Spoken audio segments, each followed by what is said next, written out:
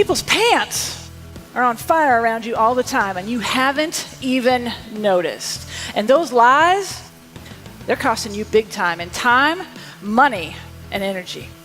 So it's a good thing you came today, because all that loss stops now. You came here to be a superhero, and you're going to leave here with a superpower, being able to tell who's lying. You lie every day. Every day you lie. And I can hear what you're saying. You're saying, Tracy, I go to church. I am in the Rotary Club. I do not lie. Yes, you lie, okay? Now, here's the thing. Not all lies are important. Not all lies are material, but the tells are the same for the big ones as the little ones, okay? So some of the lies you may tell could look something like this, like, oh, you haven't changed a bit. This is me, I was 13, right? You wanna know when you can lie? When you're asked this question, does my butt look big in these pants? No, it doesn't, okay? Free pass. The body can't lie.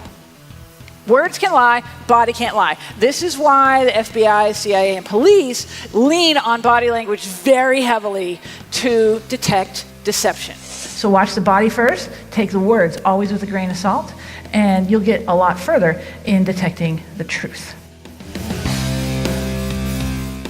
My goal for you today is to take a big step in that direction so you walk out of here exponentially more persuasive than the way you walked in. Does that sound like a good deal? Got one question for you. What do Chris Christie, Lance Armstrong, and Vladimir Putin have in common? They have me in common. I've been asked to interpret their body language on NBC, CBS, and Fox to tell the world what they're not saying. The parents' body language, body types, eye patterns, and words are all consistent, according to body language expert Traci Brown. See how our eyebrows are up high? So today, we watched both candidates' previous debates with body language expert Traci Brown, author of Persuasion Point. You see that point there? That says aggression. A body language expert tells us sweating can tell you what's going on behind the soundbite. The body cannot lie. We watched the interview alongside Traci Brown, who actually raced with Armstrong on the USA Cycling program in the early 90s. Now Traci is a body language expert who specializes in being able to tell whether or not someone is lying. Who's ready to play my not ready for primetime game show, Body Language Blitz? Y'all ready? Okay, good deal. So I'm gonna need 3 volunteers to come up here and demonstrate their knowledge of body language in front of everyone. I saw you in the red. Your hand was up first. Okay. One hit for me. Sass it up. Own it. There you go. Oh, look at that. Wow. No one's ever done that. Okay, so I got to try to match that. I don't know how.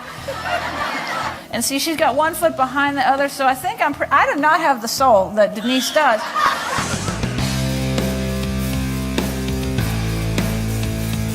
Well, for one, did you see how people look different when they're telling a lie? Like they do something significantly different than when they're telling the truth. Did y'all see that? Yeah. Does anybody want to share 4 fabulous prizes? Where are you from, Ron? Cumming, Georgia. Cumming, Georgia. Okay, and you picked out the lie? I did. What was the lie? He said he had 3 kids and both of them went to college. Oh.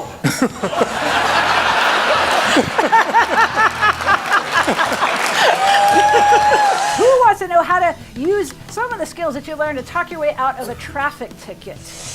Today's your lucky day. I'm going to go ahead and let you out of this ticket, but don't you ever, ma'am, disobey the law in my jurisdiction, because I'm the best cop out there. It's where I would drop the mic, but I'm not going to. Give him a big hand, give the officer. This is an in-car guide on how to talk your way out of a traffic ticket. It fits right up in your visor. Hi everybody, Christopher Prenya here with Utegration, and we got Traci Brown, and you've got to come see her in action. You gotta hire her. She's gonna motivate, innovate, and get your folks up and just understanding who's really lying and who's really telling the truth. You're gonna love it.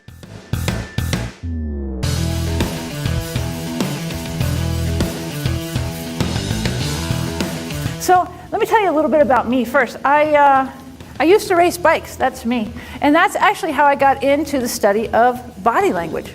I was never the strongest one in the pack. So I started to be able to read my competition and pay more attention to them than I did the road. So I would look for these subtle signs, things like the drop of a shoulder, a little waggle of the hips, maybe a hitch in the pedal stroke. And so over time, I was able to correlate that with what was going to happen next, and I could outsmart my competition. And that's when I began to win. You are going to feel stressed to lie at some point just because you're human.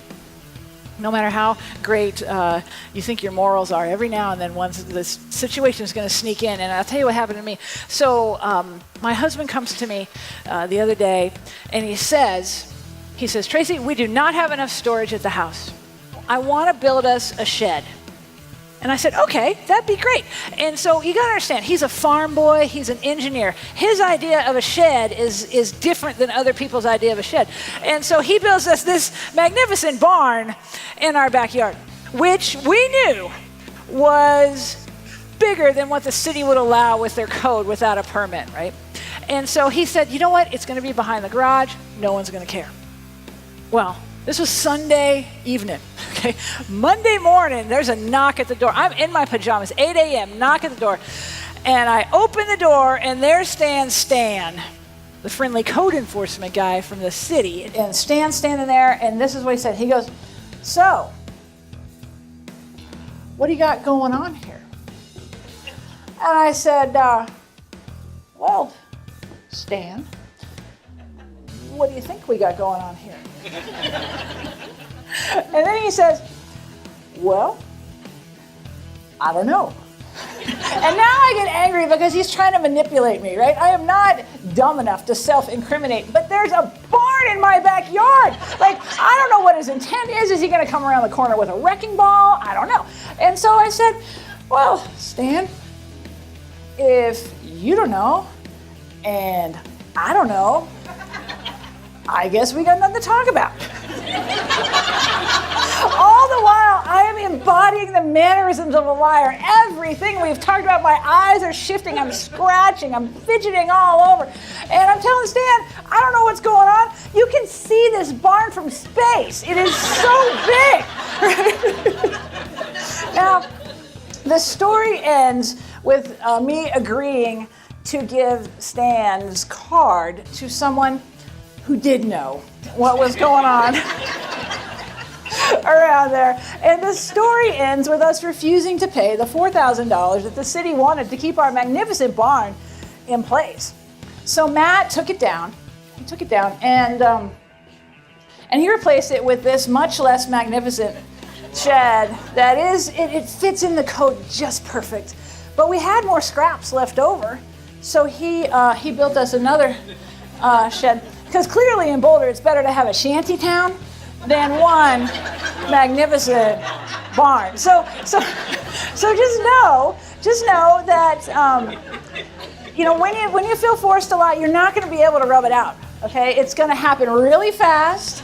And now that you know because you'll feel this stuff, and you're going to know what you're doing, and you're just going to cross your fingers that other person hadn't been through one of my classes. Thanks, everybody. Thank you so much.